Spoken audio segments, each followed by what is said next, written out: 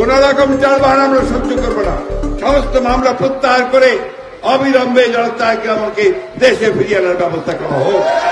একটি কথা আমরা পরিষ্কার করে বলতে চাই, বাংলাদেশের মানুষ গণতন্ত্রে বিশ্বাস করে, বাংলাদেশ বিশ্বাস করে যে একটি অবাধ সুষ্ঠু নির্বাচনের মধ্য দিয়ে একটি পার্লামেন্ট গঠন করতে হবে, সেই পার্লামেন্টের মাধ্যমে দেশ পরিচালিত হবে। এটা তারাও কমিটেড, তারা বলেছেন যে তাই তারা করবেন। আমরা বিশ্বাস করি তাদের কথায়, আমরা বিশ্বাস করি যত দ্রুত সম্ভব তারা দেশকে, প্রশাসনকে, রাষ্ট্রকে একটি নির্বাচনের জন্য উপযোগী করে নির্বাচনের ব্যবস্থা করবে। সংস্কারের কথা বলা হচ্ছে, সংস্কার আমরাও চাই। আমরা আমাদের দলের পক্ষ থেকে 31 দফা প্রস্তাব দিয়েছিলাম 2 বছর আগে। ওই প্রস্তাব দিতে গিয়ে আমরা গ্রেপ্তার হয়েছি। যখন ওই প্রস্তাব দেওয়া হয় গোলাপবাগের মাঠে, তখন আমি জেলে, তার আগে 2 দিন আগে আমি গ্রেপ্তার হয়েছি। সুতরাং এই দেশে গণতন্ত্র প্রতিষ্ঠার জন্য আমরা সব সময় লড়াই করেছি, সংগ্রাম করেছি। বন্ধুগণ, আমাদের নেত্রী বেগম খালেদাকে সম্পূর্ণ বেআইনিভাবে মিথ্যা মামলা দিয়ে তাকে 6 বছর জেলে রাখা হয়েছে।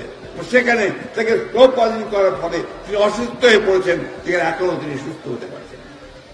মুক্ত হওয়ার পরে আমাদের নেতা তারেক রহমান সাহেবকে ভারপ্রাপ্ত চেয়ারম্যান, তাকে মিথ্যা মামলা দিয়ে নির্বাসিত করে রাখা হয়েছে। তাকে এখনো এই দেশে আমরা নিয়ে আসতে পারিনি, কারণ বিভিন্ন রকম টাল বাহানা চলছে। কোন রকম টাল বাহানা আমরা সহ্য করব না। আমি পরিষ্কার করে আজকে এই সভা থেকে বলতে চাই যে সমস্ত মামলা প্রত্যাহার করে অবিলম্বে জনতাকে আমাকে দেশে ফিরিয়ে আনার ব্যবস্থা করা হোক।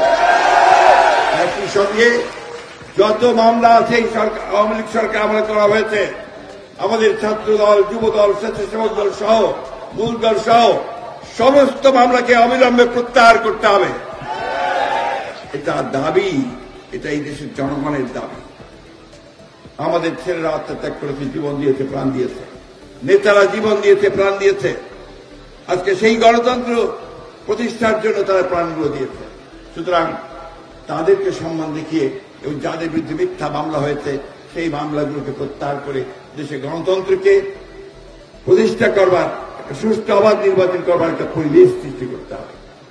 আমাদের ছেলেদের, বিরোধী দলের নেতাকর্মীদের বিরুদ্ধে মামলা প্রত্যাহার না হলে কখনোই একটা নিরপেক্ষ অবস্থা তৈরি হবে না, প্লেইং ফিল্ড অবস্থা তৈরি হবে না। সুতরাং আমি আজকে আবার এই সভা থেকে এই সরকারের প্রতি আহ্বান জানাচ্ছি, কাল বিলম্ব না করে সমস্ত মামলাগুলো প্রত্যাহার করা হোক।